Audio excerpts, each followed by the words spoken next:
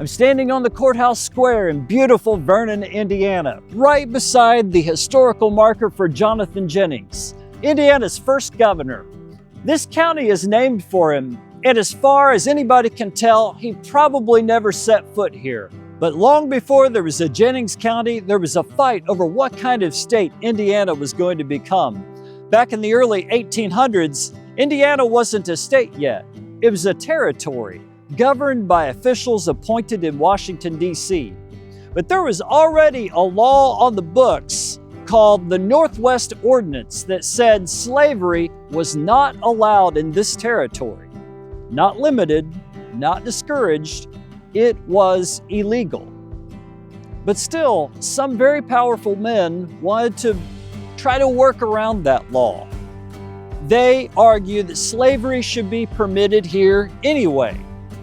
Jonathan Jennings said no. He was young, not wealthy, not part of the elite political class. But he ran for Congress and later for governor on one clear idea, that Indiana would be free.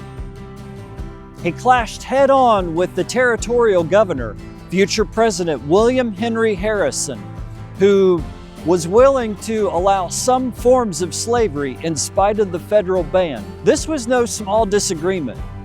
This was a fight over power. Who gets to decide the future of this place? Appointed officials or the people who actually lived here? Jennings believed the people who farmed the land here, who raised families here, who built towns here, they should be the ones to decide the future of Indiana. Not distant appointees, not backroom compromises, but the people. And he didn't just talk about it.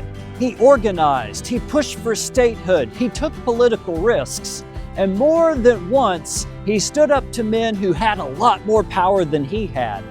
And that's the thing about courage. You don't get to be courageous just once. Courage is a habit. In 1816, Indiana became a state. Jonathan Jennings became its first governor, and Indiana entered the Union as a free state. Now here's the part we don't always say. His life did not end in triumph. He struggled with debt. He battled alcoholism. He died at only 50 years old. Leadership doesn't make you perfect, but at a decisive moment, when the future of this place was up in the air, Jonathan Jennings helped decide what kind of state Indiana would be.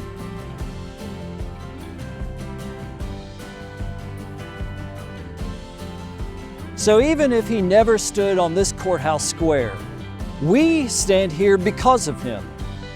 But maybe the real question isn't just who Jennings was.